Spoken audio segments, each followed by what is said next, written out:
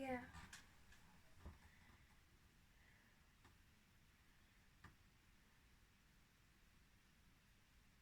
He died.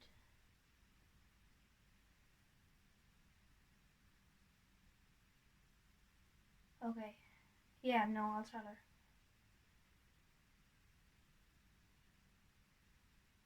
You too. Bye. Bye. Bye.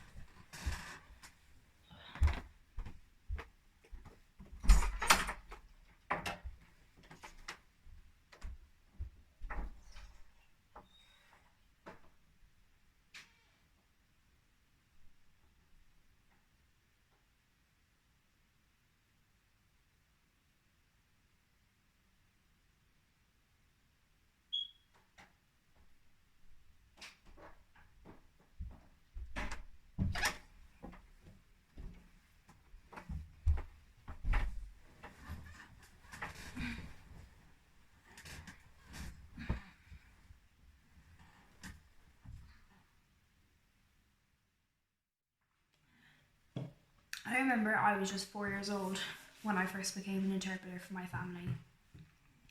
The job was sort of appointed to me as soon as I was old enough to speak sign language. I mean, at just 4 years old, it was more like an intense game of charades, but I made it work. Starting off at such a young age, though, it really made me desensitized to a lot of the stuff that I was talking about because they were kind of far beyond my years. I was talking about things that weren't even in my vocabulary, translating words I didn't even know what they meant. So by the time I did know what they meant, I had been saying them for years. They didn't really hold as much weight with me anymore. I remember one time I got a phone call in the middle of the night. I was like 7 years old, and I know it's weird that a 7-year-old would have a phone. I remember I was like the only one in my class that had one, but I needed one for situations like these. But I got a call in the middle of the night, and it was my uncle, and he was telling me that my other uncle, his brother, had passed away in the middle of the night, and that we needed to drive up to Kerry later that day. So I went into my mother's room and I turned on her light and I woke her up and I said, John just rang me. Your brother had a heart attack. He's dead. And then I went back to bed and I went back to sleep. And I just kind of left her there with that. I left her to deal with that all on her own. And then I woke up a few hours later at like my normal time to get up, 10, 11, whatever it was. I came downstairs and my mum wasn't down here, which was really odd because she always wakes up well before I do. So I went back up to her room to check on her and she was exactly where I left her, but this time her eyes were like, they were like red raw. And when she spoke, it sounded like she'd been sick for a week. Her throat was so grisly.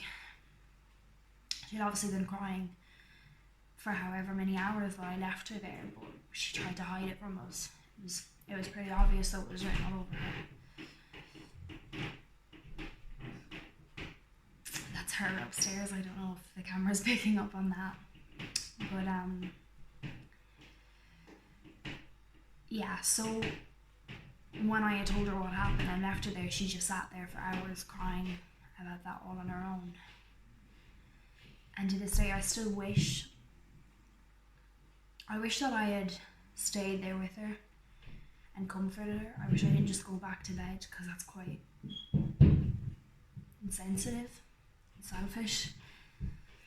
I'm not mad at myself at all. You can't be mad at a child for how they handle delicate conversations, but I just wish I could have comforted her. I wish I could have stayed there with her and consoled her. I could have listened to her tell me stories about him, about how much of a good man he was, and I don't know, just listened to her, just made sure she didn't deal with that on her own. I wish most of all that it wasn't me that told her. I wish that even my sister, my older sister was 16 at the time, she could have handled it a lot better than I have, and she would have known how big of a burden it was that I was telling her, and she would have known to stay there and comfort her, and she would have been able to do a much better job than I did. Obviously, she couldn't take the phone call though. It was only me. It's always only me. And I know that makes me sound really ungrateful, and I'm not. I know exactly how lucky I am to have my hearing in a family full of deaf people, and I'm so thankful and so grateful. It comes with a lot more responsibility than someone might think. I'm always the one that has to make these phone calls. I'm always the one that has to go to the doctor's appointments, every single doctor appointment for every single person in my family, solicitor's appointments, translating my own parent-teacher meetings, trying to explain things that I don't even understand, trying to sign words that I've never heard before in my life, so I have to spell each word out because I know the alphabet, and that'll do. Okay, relax. Hi, I'm sorry to interrupt you again. Just me and my mom have been waiting a while for our results. I was wondering if you could check if they were ready. Great, thank you. He's checking now.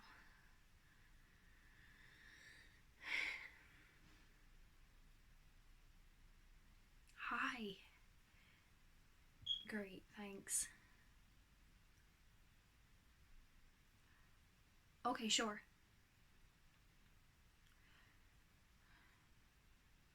Could you say that word, the yeah.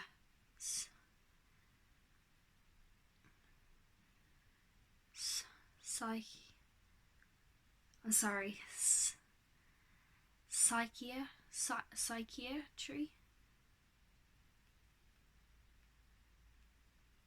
Okay, thanks.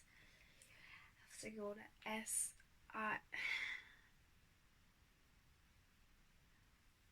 Are you sure? I don't think it does. Okay. P S I. Okay. Alright. So you think I need to stop chatting and pay more attention in class? She said I'm very friendly and very clever.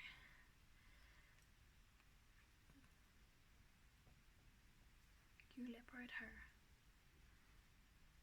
Sorry.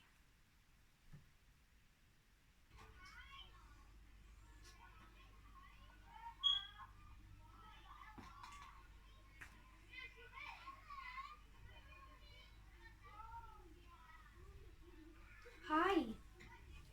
Yeah, I was just wondering if we could have somebody come out and take a look at our TV. I think I'm hold again. Okay, thank you. Hold again.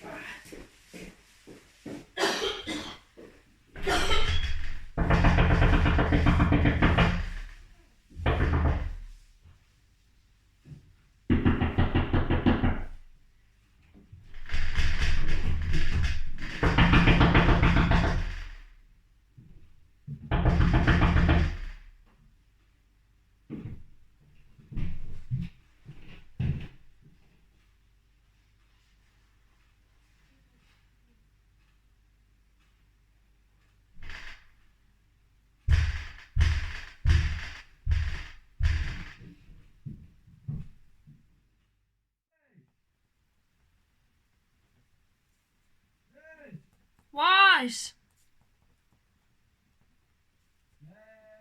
What?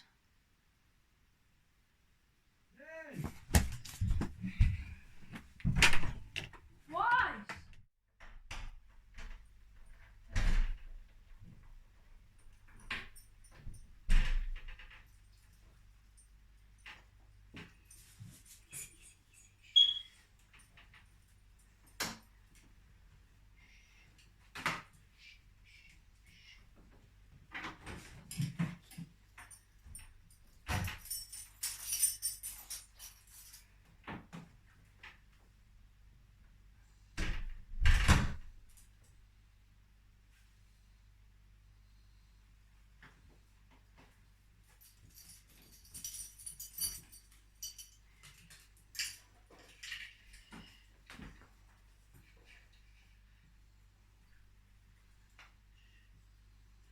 What am I doing? They're deaf. Oh, hello, baby.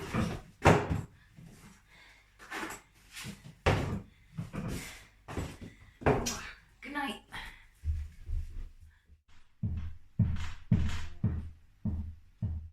So the whole point of this video was to share with you guys a few of my experiences with deaf culture and growing up with a deaf family. And there have been a few that I haven't mentioned that I think are still worth noting. Like, for example, you can't say "it doesn't matter" in my household. Those words have been blacklisted since day one. To put in some context, if I was to say something irrelevant in passing to my family, like, "oh, I'm craving a cup of tea" or something, and they ask me what I said, and I'm like, "oh, nothing, it doesn't matter." I didn't ask you if it mattered, I asked you what you said, is a sentence I heard an awful lot growing up. I mean, I can kind of get it. Like, if there was only a very small fraction of people that I could speak to in this world, and those few refused to repeat themselves, I would be pretty mad too. There's also this. This word is a part of my daily vocabulary and I have no idea what it means. I don't think any of us do. I don't think there is a word in the English language that like closely resonates with it. If I had to pick anything to represent it, I would say oof, like OOF. And I know that's not an actual word in the English language, but it just suits it so perfectly. It's very similar to the word fool, because you do an F for that when you do this, and fool is like that. So maybe it's similar to like, I've been fooled or something. I have no idea. I've asked my parents and they don't know either. We just use it every single day, regardless. Like, if say my car broke down, and I said, "oh, my car broke down," they'd be like, and I would accept that. I would accept that as a perfectly justified response. No idea what it means. Or if I did something wrong and they're like, "oh, you're not meant to do it like this, you're meant to do it like that." Cool. That's it. You just take it. As well as that, I've always, my whole life, believed that Santa was deaf. Fact.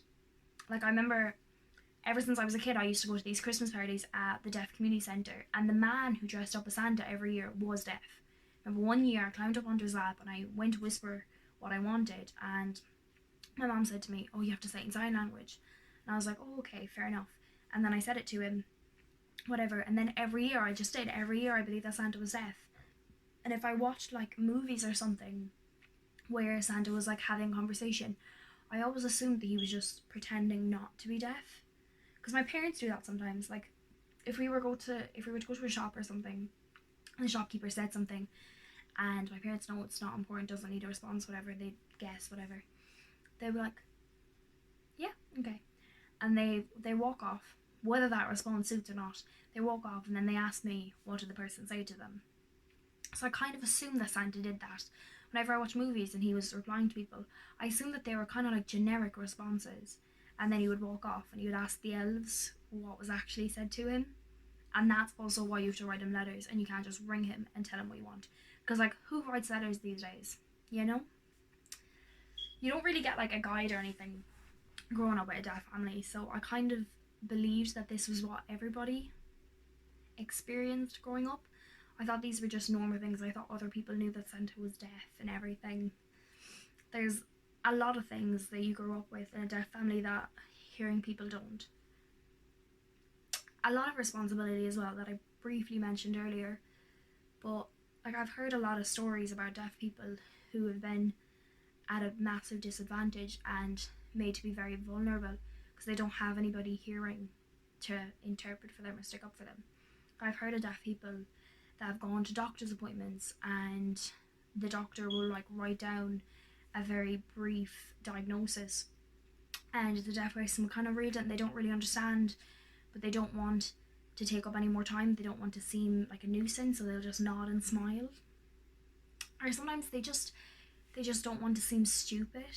Like a lot of deaf people do get mistaken for being stupid because they can't communicate properly or as easily, but I mean that's definitely not the case. They just have it a lot harder. I've met many deaf people who are so incredibly intelligent because literally all they do is read.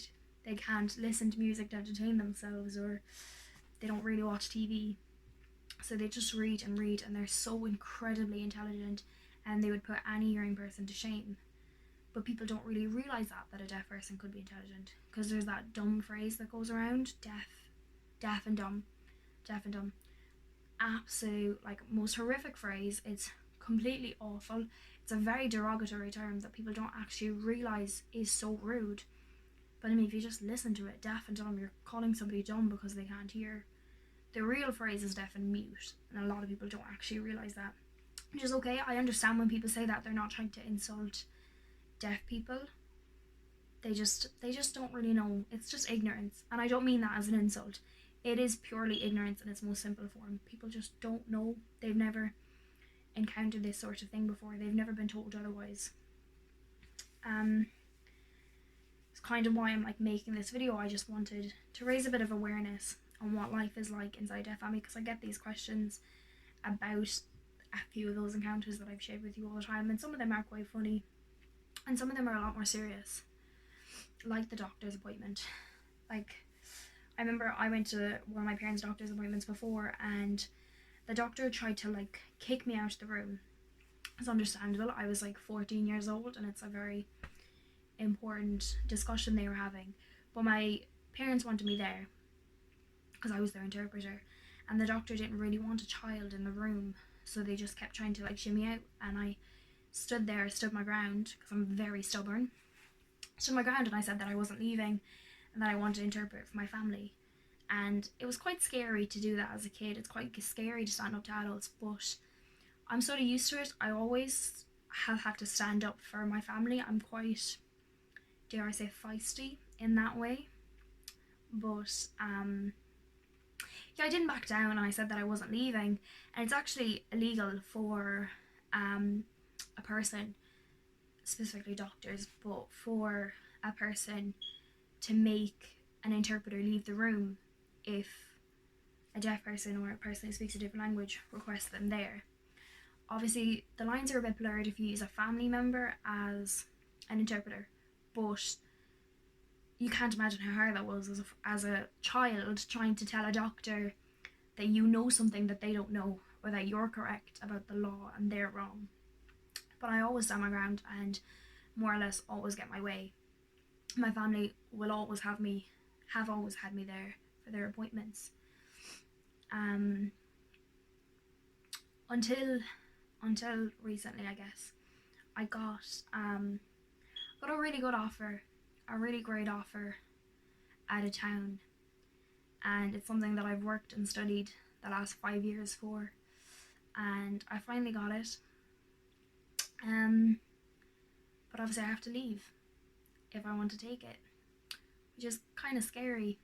Not just for me, but for my family, because I know if I leave they won't have me to interpret for them, and I know that they're not going to go out of the way to pay for an interpreter for every one of their appointments. I mean, an interpreter is €100 an hour and you have to book them months in advance, and if my family have something as simple as like a cough and they want to go to the doctor about it, I know that they're not going to hire an interpreter and pay €200 for that day just to get a bit of cough medicine.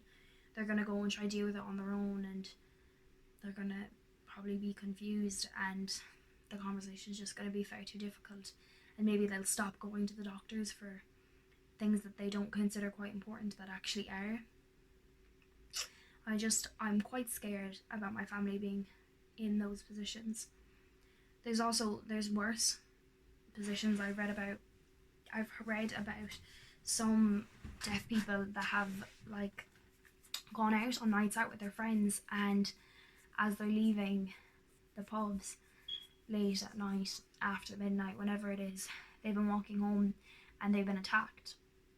I just know a good family friend of mine who was at a party with both my parents, and I don't remember what the party was. I think it was somebody's birthday or anniversary or something. And that person left. They walked back to wherever they were staying, and on the way, some people chased after them, was calling them loads of names, and the deaf person obviously didn't hear them. But the person that was chasing after them didn't realise that the person was deaf, assumed that they were just being ignorant or rude or whatever, and they got a lot more aggressive and ended up hitting him, and he ended up in hospital that night. But thankfully he was fine. He has no marks from it, nothing to this day. Like he recovered after a few days. It was fine, but it's still a really, really scary position to be in. And I've heard of deaf people, thankfully none that I know, but I've read and heard about a few deaf people who've been attacked on nights out and they haven't made it. They've been quite severely injured. Some have been murdered just walking home. I know that's a bit of a depressing note to go on, but these are things that I'm greatly worried about, because I would hate for my family to ever be in that position, and I know that they would be if they didn't have me around. I know that they won't have anybody to tell them when somebody is calling after them. They won't have anybody to interpret. They won't have anybody to communicate with them either. Like if somebody was to stop them, they can't explain that they're deaf and that they need this or that they couldn't do this. So it's quite scary. And I know that if I do take this offer and I do leave, I'm gonna be the reason that my family are left vulnerable, and that's quite a horrific thought. Because like I know that I deserve this offer. I know that I've worked it really hard, but I know that I deserve to take it. But if I do this one selfish thing for myself, and I move and I go and live my best life in a different county, my family are going to be back home vulnerable, and they're not going to have anybody to help them, and they're probably going to start to get isolated because they'll try and avoid these situations.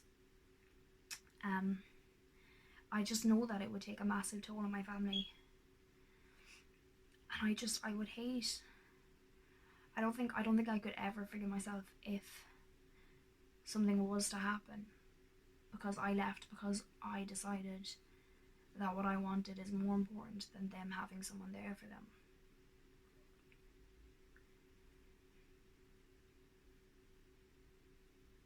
I don't really know what I'm gonna do.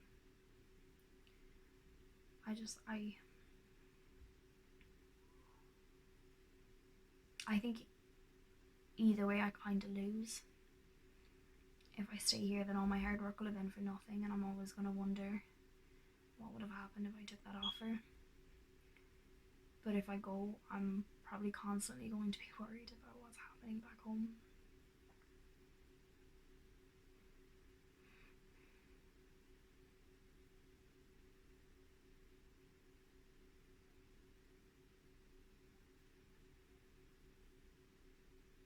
I want to go though. Oh, that makes me selfish. I'm okay with that. I'm okay with being a little bit selfish. I want to go. I've worked really hard for this, and I want to experience it. I'm just really scared about what I'm leaving behind and what's going to be here when I get back.